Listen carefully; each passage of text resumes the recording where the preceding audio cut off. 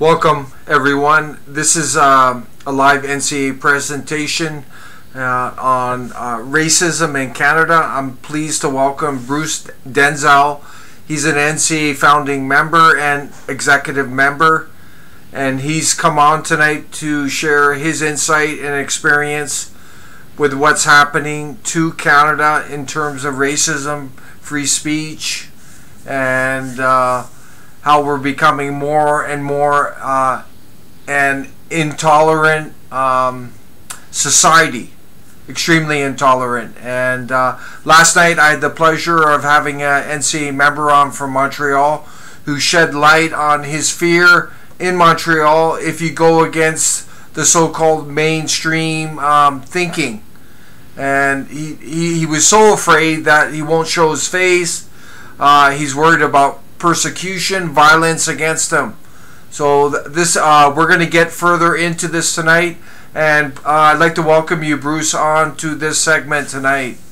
Thanks, Stephen. Good to see you. Yeah. So please share your insight, Bruce, and your perspective. You know, having grown up in Canada all your life, and raised a family, and please share your insight on what you see happening to our country. Okay. Well, you know, I wanted to talk about this. I guess what really tipped it off for me was the media and all these protesters, these leftist Antifa types, that the first thing out of their mouth if you mention immigration is racism. And I thought, well, you know, let's talk about racism. What's going on in Canada? And I mean, first of all, you're going to find a little bit of racism wherever you go, and every country has it. It doesn't matter where it is in the world. But I think Canada is probably has one of the countries with the least amount of racism. You know, and we've done a really good job with it over the years. And honestly, I thought we were done with it around the 90s. I thought we'd probably seen the last of it. I hadn't recognized it in my circle of friends or you know, the places that I went when I was going to bars and watching bands or what have you. It just didn't come up. And there's a large mix of people from all over the world, you know, that show up at festivals. And me, I spent 30 years living in Toronto and Greater Toronto area, Mississauga. And as you know, it's a big mix. I mean, white people might even be a minority in Toronto. Yeah, they are. They are. In fact, they are. Right. Yeah. You just didn't see it until it started raising its head again. I mean, as far as people talking about it, I guess around 2012, 2014, and I think. We started with George Soros's group. He backs, finances Black Lives Matter in the States, and I would imagine if the Black Lives Matter here in Canada is associated, they're getting funding from him as well. And they did this to divide people. They wanted to divide. I mean, race is an easy thing to divide people on. It's kind of simmers under the surface every once in a while, and yeah, I think this is part of this globalist program where they want to cause as much chaos as possible. So you see the left swinging as far as they can over to the left. Anything to the right of the left is the far right now. Right? So they divide us on political lines, on economical lines, and now they're doing it on race lines. And honestly, I mean, to anyone that's watching, ask yourself, how much racism do you really find in your day-to-day life? Where do you see it, or do you see it at all? I see it. I see racism in affirmative action against Euro-Canadians. Well, yeah. I see that. Funny thing. Yeah, I see racism against NCA members.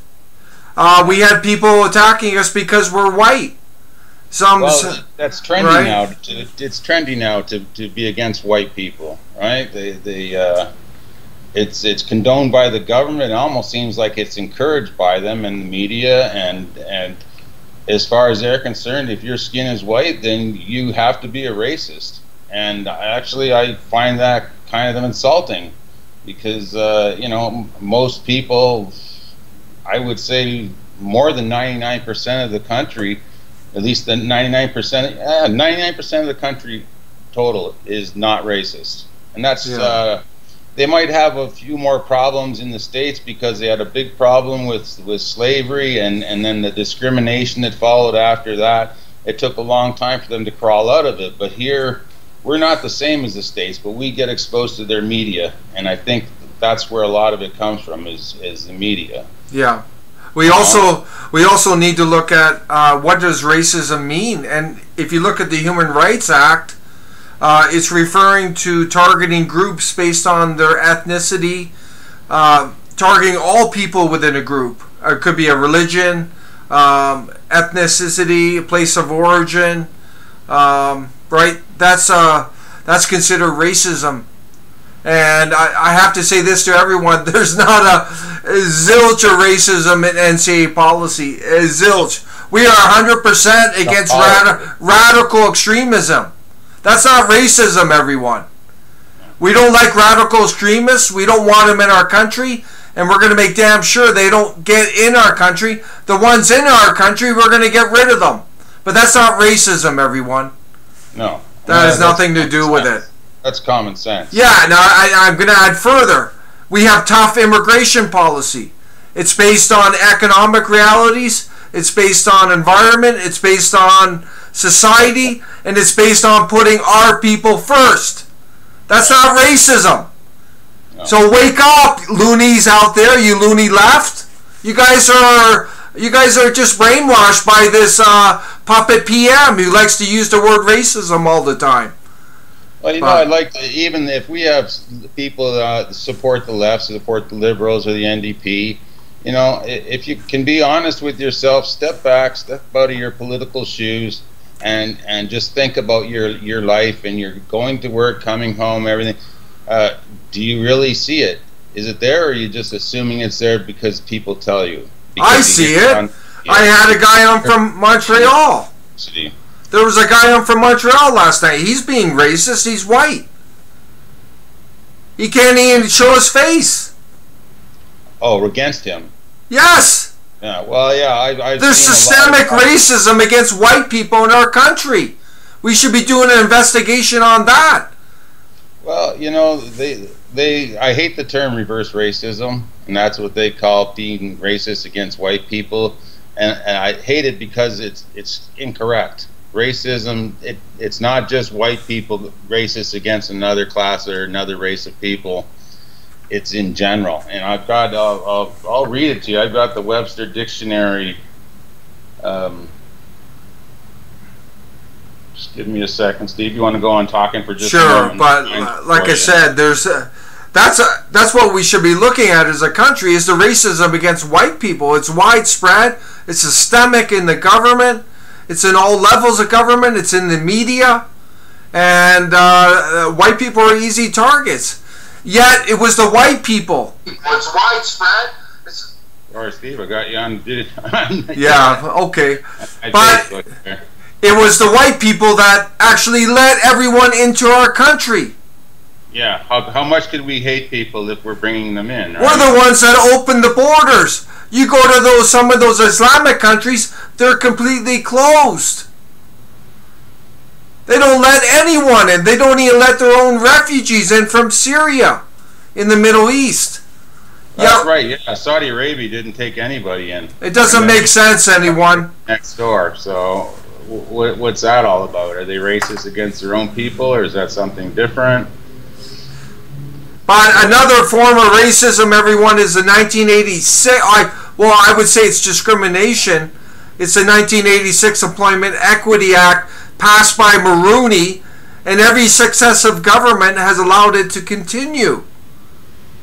This Employment Equity Act is overt discrimination against Euro-Canadians by hiring visible ethnic minorities and new immigrants over Euro-Canadians, even if the Euro-Canadians are more qualified. That's discrimination, overt discrimination. Okay, here, Stephen, I've got the Oxford Dictionary defines racism as prejudice, discrimination, antagonism directed against someone of a different race based on the belief that one's own race is superior. It doesn't mention white race at all, okay? So this reverse racism is really a misnomer, and it's just another way to say bad white people, shame on you, right?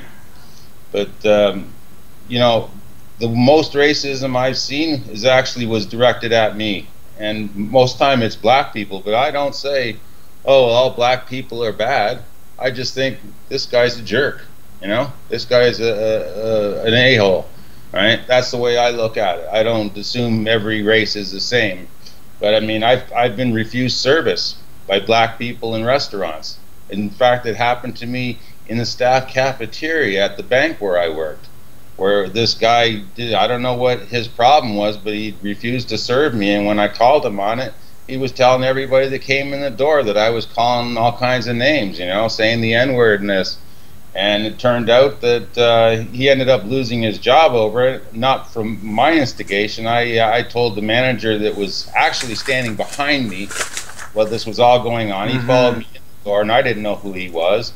And you know, he comes up to my work area after I left, and he says, I saw the whole thing. And I said, I didn't say any of those things. And he goes, oh, I know, I walked in behind you, he tells me.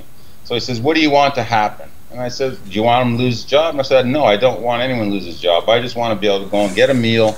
I have like 20 minutes to have a quick bite to eat, and then I have to go back to work. So that's all it was. Yeah.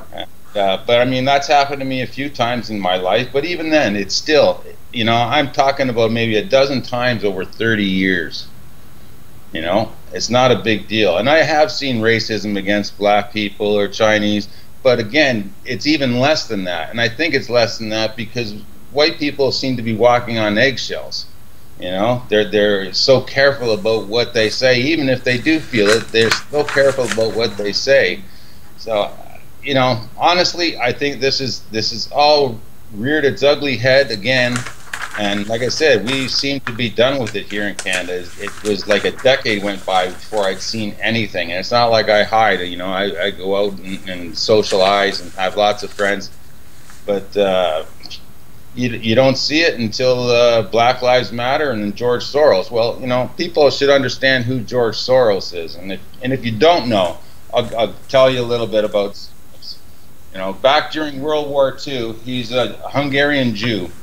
Okay, and his father wanted to ensure his safety, so he went to a friend of his, I believe he was a Christian lawyer, and he asked him to adopt his son, say that he's his own, and protect him. So George Soros, as a young man of, say, 15, his job was taking the property away from fellow Jews before they went on the trains and off to gas chambers and death camps and what have you during the war. Okay, so, and you know, I saw an interview, I believe it was 60 Minutes, and they asked him about that, and they asked him if he felt bad, and he said no, not a bit. You know, this guy is a sociopath. So what does he do now? He starts groups like Black Lives Matter. It's rumored that he funds Antifa, and he has a lot of these NGOs that are associated with his own personal charity called what do they call it? Open Society Foundation.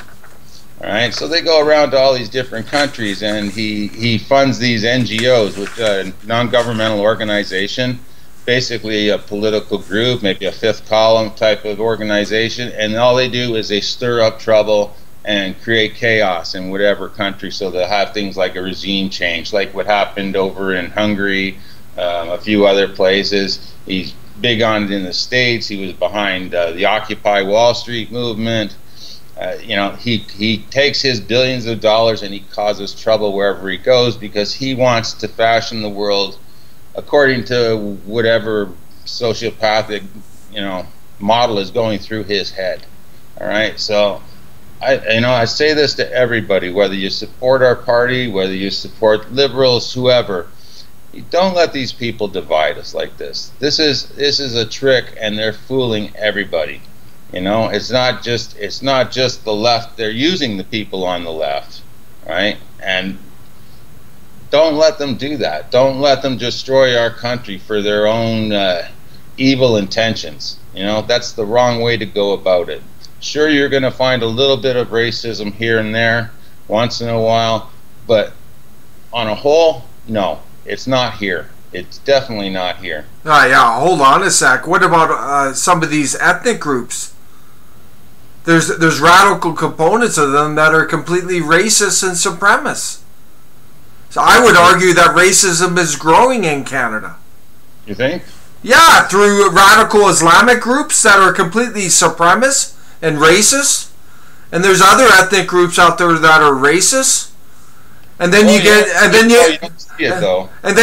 Antifa, which is basically racist, targeting white people. Well, I see that as political, and you know they'll use racism. Like I said, they use it to divide us, but I don't even think it's genuine. Yeah, and then I brought up this week, everyone, the UN Migration Pact, which the federal government agreed to, and that's all riddle. The underlying tone is racism. Anyone who's critical of migration, immigration, they are linked to racism, xenophobia, intolerance against migrants and their families. And there's even a part of the UN Migration Pact which they want to control media. And they want to stop public funding, material support to media outlets that are critical of immigration and migration. Yeah. So this is all coming from the government, everyone. It's very, very disturbing. They're trying to control the narrative. But you know, the bottom line is this racist card. It seeks to divide, like Bruce talked about, silence, and also distract from important issues. And I find in my experience, when I'm discussing with someone, they may call me racist, or when they don't want to discuss anymore. It's kind of their way out. And there was a guy last night, Bruce. He came right out calling racist. There was no dialogue. And this is very unfortunate, everyone. It's a toxic environment. And it's not only in Canada. It's happening in the U.S., Europe, Australia. But we can't let this divide us. And don't let it silence you. Do not let it silence you. That's right. Well, they use it to shut people down, right? They call them a racist, a Nazi. These things, people would rather get shot than be called a racist or a Nazi. And they use it to shut down the conversation, and they're using it to divide. And the same thing with these laws, where, like you said, they want to control the media. Yeah. And they do that. They'll tell the media, don't do this, don't report that. Over in Europe, with when they have such a huge problem with radical Islam in different European countries, and people lose their job just for talking about it, just for quoting the Quran. Right? Yes, and then now they try to do it here with M103. Kevin J. Johnson got charged with a hate crime, and I believe, if I'm not mistaken, he was just quoting out of the Quran as well. You know? Yeah. So I've got on the screen, this is from last night, and this is one example of what we're facing, everyone. Look at this guy. This guy called Ron Bai. And all he says is, look, racist, lowlife, you know, he thinks we're against all Muslims. He's deluded in his brain just because we're against radical extremists. And he said, oh, you guys are all white. See, it's bringing up the racist card, everyone. You're a racist, he says. And then he goes on to say, what else here? Racist, moron, white equals immigrant. I don't know what he's going on there. Then he calls us Nazi. Yeah. And then he says everything we're saying is propaganda. What else here? Nazi, yeah, that's all he says. Nazi, You guys are just haters. So that's an example from last night, everyone. That's what we deal with some people. There's no dialogue. There's no discussion of issues. It's all name calling. It's all name calling. It's putting up a wall. There's no progress in thought or coming together. And but we got to fight through it because it's hurting our society. It's not progressing. It's like a brick wall that they're doing. What I wonder is, what are they so afraid of? If they have such a strong argument, why do they resort to the name calling? Why don't they engage in dialogue? Excuse me. Why don't they engage in dialogue with us and present their side, and we present our side, and you discuss it? I mean, that's the only way you're going to get anywhere in the world. You can't just resort to name calling, and I think they do that because they don't have a leg to stand on. That's all they know. Like there's somebody on our Facebook last night, I think it was last night, and she says, you want to halt, you want to stop immigration altogether. I said, no, that's not true. And she says, you don't even read your own policies. I read them, blah, blah, blah. And so I know what the policy says. I was involved in writing it. And it says, no, I know it says we want a temporary pause, and then we want responsible immigration at a reduced number compared to they're proposing 400. I probably think somewhere in the neighborhood of 150,000. No, we're at 50,000 or less, Bruce. That's our policy. That's including refugees. 50,000 or less right now. That's our policy. But at any rate, we're not talking about stopping immigration. No, we're not. It's a temporary pause. But temporary pause. So we deal with the huge numbers that have come in over the last 5 years, and we go ahead. See, the thing that people have to understand is immigration is costing us billions of dollars a year. All right. Now, we have a country with a fantastic social safety net. We have a pretty decent healthcare system. Everything is covered. If you're on welfare, you get your medications paid for, which can be really expensive. I know myself. I'm on disability. I take somewhere between 5 and 8 different types of medications, and it's expensive. If I had to pay for it myself, I couldn't. All right. So you have all that stuff, and then you got these traditional parties. We have the liberals, and you have the conservatives, and they're handing out citizenship like it's a library card. It's probably harder to get a library card than it is to get Canadian citizenship right now. You come in as a refugee, you get a landed immigrant status right away. You're here forever if you want to be. This is insane. We can't afford it. Our taxes, if you figure the taxes you pay on your income tax, your federal income tax, your provincial taxes, and your sales taxes, I mean, what are we up to, like 70%, 80%? I mean, that's crazy. And all we're going to do is leave our descendants, our grandchildren and their grandchildren, this enormous burden of debt that they'll never get out from under.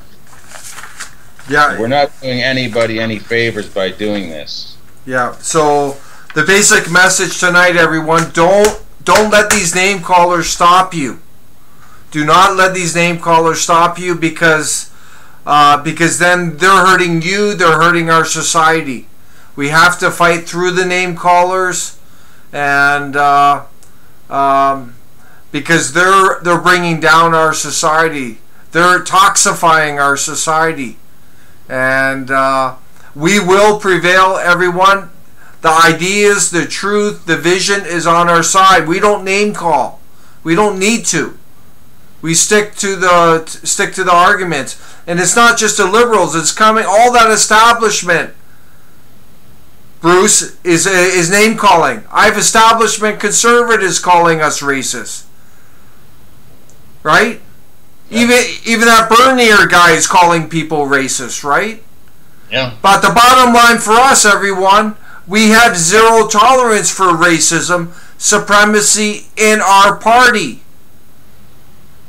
Yeah, I mean, yeah, if you're a visible minority and you like our ideas, join the party and see how you Yeah, get. You know, exactly. it's respect. But yeah, don't get pushed down, everyone, and don't don't own what these people are saying. You got to be detached from it, and you got to move beyond it. Because let them own it. Don't own it yourself. It's just a little baby childish name calling, and they're trying to divide. They're trying to silence, and they're trying to distract from the real issues. So let's stay strong. Let's keep speaking. We can overcome this weakness, this toxification of our society, and we will prevail. Do you have anything in closing, Bruce? Yeah, actually, we should talk about white privilege.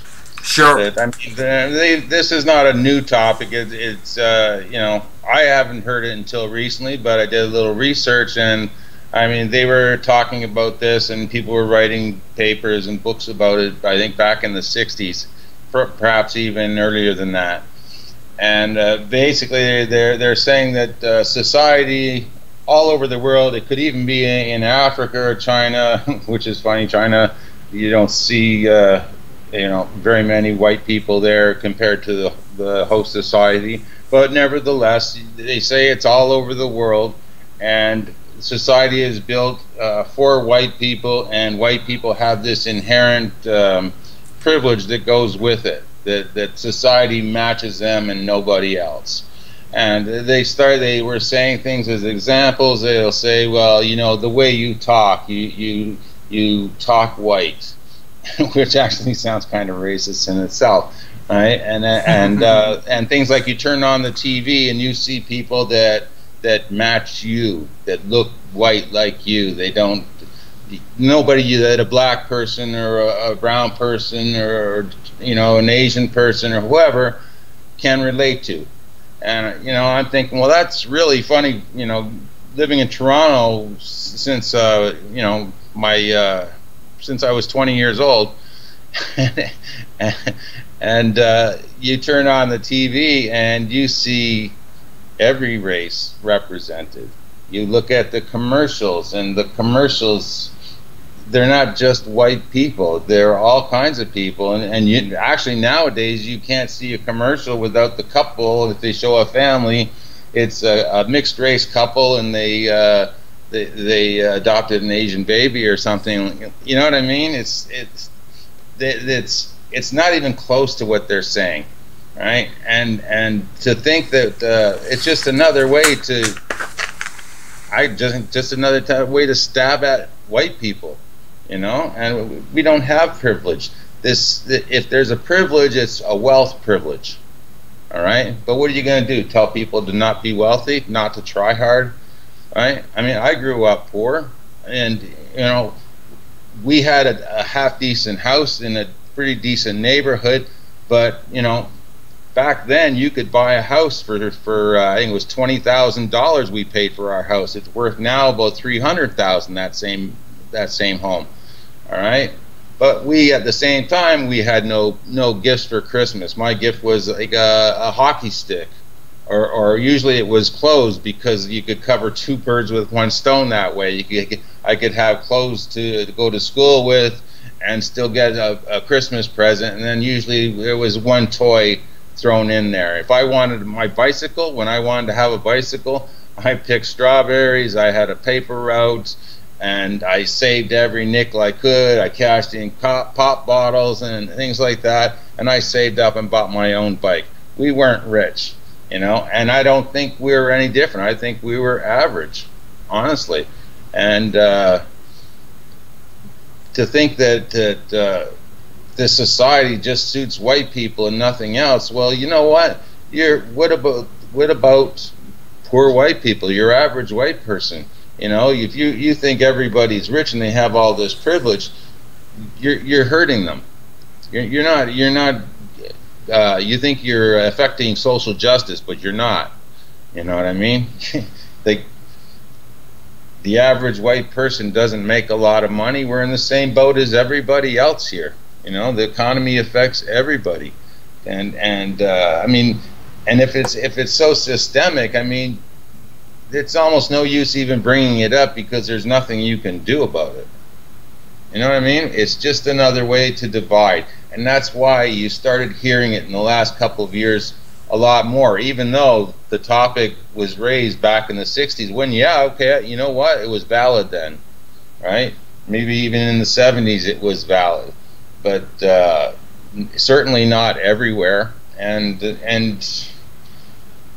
all they're doing is dividing us, and people need to wake up and understand that, and don't let it happen, because they're destroying all of our country. They're not just destroying white people's country or brown people's country, they're destroying Canada. They're going to ruin it, and that's what they want. Yeah. And you'll notice that there has to be something going on even deeper than that, because if you look around the world, it's happening everywhere. Every Western-style nation that has freedom as their basic core, right, of their society, those are the places where they're doing this, where they're bringing this up, where they're moving massive amounts of people from the Middle East. You know, where were they going before this? Because they've had war in the Middle East for hundreds of years. There's always something going on over there. But just in the last little while, there's this flood of people. And granted, you know, these people that need help and they need to get away from it, absolutely. But why aren't Middle Eastern countries taking it? You know, they're just hitting Western countries. So there's something more behind this, you know, and it goes way beyond race. You know, maybe this is actually a topic for another day, but it sort of ties in with all these different things that they're doing to create chaos and divide. They want to hurt our countries, all of our countries, you know, whether it's France and Germany, whether it's the UK or Australia, the United States, or here in Canada, or anywhere else where they're pulling this off. They're doing it for a reason. And people need to sit back and wonder about it. You know, that's why I even wonder about legalizing marijuana. And that's something that personally, with the pain I'm always in, I'm for legalized marijuana, especially for medical use. But they're doing it everywhere at the same time, and you got to wonder why. You know? Yeah. What do you think? Yeah, very concerning, everyone. You know, Canada is in crisis. We've been taken over by globalists, and there's extreme multiculturalism. There's out-of-control mass immigration. The federal government, all levels of government, are promoting and enhancing foreign cultures in our country. They're putting new immigrants, refugees before our own people. We have many seniors in poverty. There's many homeless veterans. We have many disabled Canadians who, I talk to them more and more, who are living in abject poverty on $700 income or less a month. Yet new immigrants coming in are getting $50,000 plus a year, all the perks and benefits, and it's in this UN Migration Pact, which the federal government agreed to, which is to give these migrants full access to our health care, to our social services, to our welfare. And this is wrong, everyone. The basic message of National Citizens Alliance is that our people in true need must come first. Absolutely. They must come first, everyone. This is ridiculous what's going on. It is absurd. And that's what we want to do with the NCA. Sorry, Steve. I got to get this out while it's just right on the tip of my tongue. Is we want to help all these people that are in dire need in our country, the seniors, the vets, the homeless people. And we can't do that as a country when you have 400,000 people, which is what liberals are projecting for immigration. You can't do both, right? We want to help the people in Canada. And when we've helped the people in Canada, the majority of the people that want and accept help, right, then we can look out around the world and see what we can do. And we've talked about that before about our foreign aid. You know, we're giving away over $5 billion a year to countries that are chronic welfare cases as far as a country goes. And it's like, why aren't we helping these people there? There must be something they're doing wrong if we're throwing billions of dollars, and we're not the only ones. Every other nation throws in their money too, and they can't fix this problem over how many years. You know, something's wrong here. I have a feeling it's going into a big slush fund. Yeah, who knows? There's lots of money, billions of dollars, not only in foreign aid, but to the UN and its affiliates that are flowing out of the country. There's rampant crony capitalism in Canada, everyone. Billions of dollars to different corporations, domestic and foreign.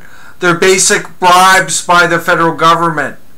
This is all upside down. Our country is completely mismanaged by these entrenched, self-serving, globalist politicians. And our basic mandate is to drain, replace these cronies in Ottawa. And I have to be very clear, the NCA is non-career, non-establishment, pro-Canadian. We want to drain these career politicians out of Ottawa. This should not be a career, serving your people, giving back to your country. It should not be a career. We will not allow a single crony career politician into NCA. So when you're voting for us in 2019, please remember that. That's what you're voting for. Non-career, non-establishment, no suits, no lawyers, no banksters in the NCA. We don't want them. We want real Canadians who understand what the average Canadian is going through in our party. And that's what it's about, everyone. So it's critical that you donate to us. The more you donate, the more we can reach the Canadian people. The mainstream media, the establishment media, has us basically in blackout mode. The only time we're on is when they're attacking us. But by you donating, it means we can advertise. Like the massive billboard that's coming up probably early next week. Another thing is, join the party. Go to nationalcitizensalliance.ca and join the party. Go to our membership page. Consider running in 2019. We need candidates from coast to coast to run against these crony politicians, these completely corrupt establishment parties. So it's up to you. With the support of the Canadian people, the sky is the limit for the NCA. We are a mere vehicle. Remember that. That's it. If you want us to do more, then you got to look at yourself. What are you doing to help us grow? Don't, because we're maxed out, everyone. We're completely maxed out. But we're bringing new people in and we're growing. But it's contingent on you, the Canadian people. Yeah. We are dependent on you and your support. 100%. So right now, yeah, I have to add one thing. There's a declaration. This is something simple that you can help us with, everyone. There's a declaration post on our Facebook. Go to our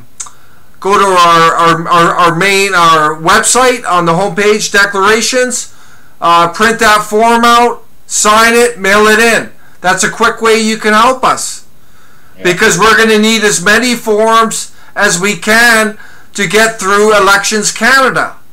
And, we can't trust the government. So we have to go beyond to make sure that we get registered and then we can move on to other things. But we can't assume, everyone, that we're being treated fairly. We have to assume that we're not, so that we can do more to make sure we get over this official registration hurdle. Do you want to add anything, Bruce? Well, yeah, just on the topic of declarations, you fill out your declaration, mail it to us at the party. We collect them all, and when we're allowed to top up, if we don't get 250 confirmations, basically the way it works is you fill out your declaration, send it to us, we collect them, and we send them to Elections Canada, and then they send out a confirmation form just to make sure that the person that filled out the declaration is the... Yeah, there's a form right there. Can you see it? Right. So you fill out you have to fill out your declaration, and there's a limited time to do that. I think they allow 30 days to respond with your confirmation. All right. So we need 250 confirmed declarations, and some people don't confirm, right? And I was speaking with a gentleman at Elections Canada, and he said that one party recently, it took them 700 declarations before they had 250 confirmed. So yeah, if you believe in what we're talking about, if you like our policies, if you want to get involved, that's a great way to start. Fantastic way to start. Exactly. Yeah, it's just a simple form, your name and address, and you sign. There's no obligation. So it'll take you what, maybe 5 minutes of your time in one stamp.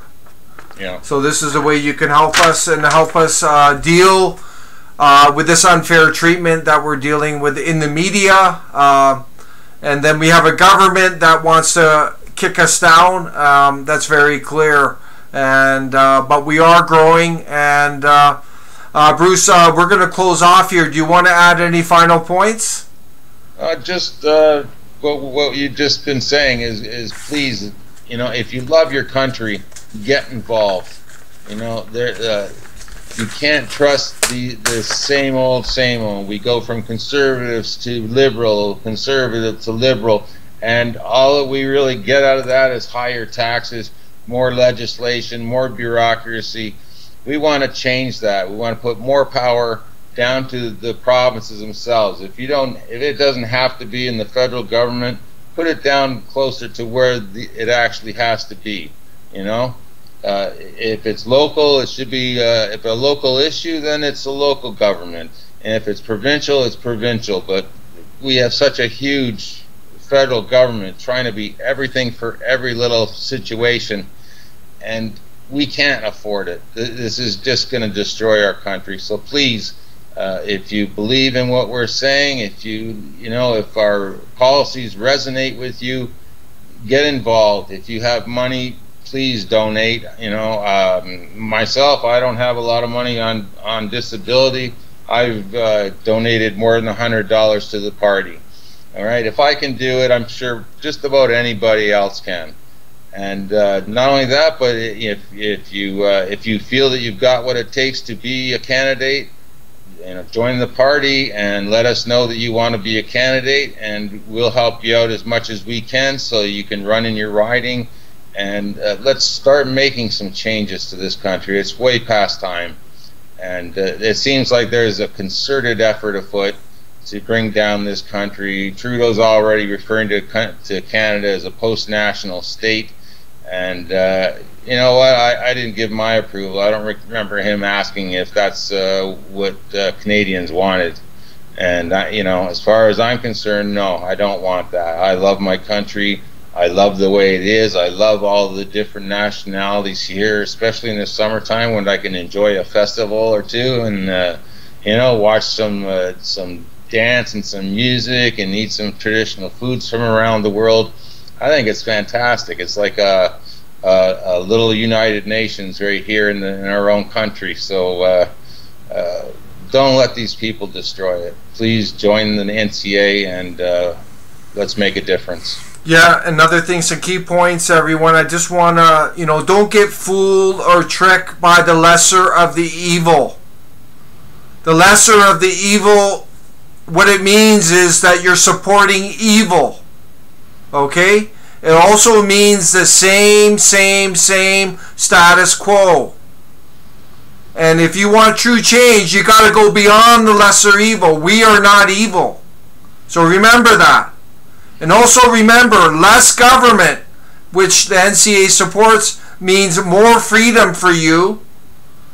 And remember, lower taxation means more freedom for you, more disposable income. And these are things that we support. But this country has to be about the Canadian people, serving the Canadian people.